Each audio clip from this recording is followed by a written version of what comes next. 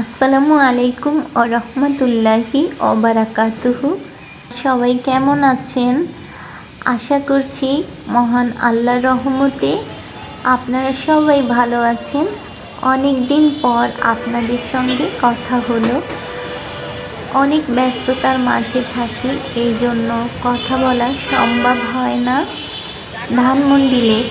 ধানমন্ডি লেকে আগে আসা হতো, আর আমি প্রয়োজন ছাড়া কোথাও যাই না।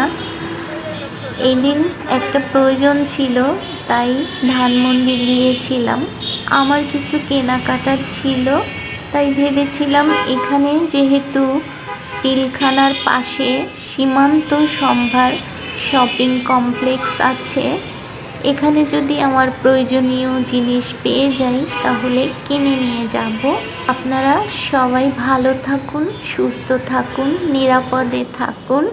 ইনশাল্লাহ নেক্সটে আপনাদের সঙ্গে আবার কথা হবে, দেখা হবে।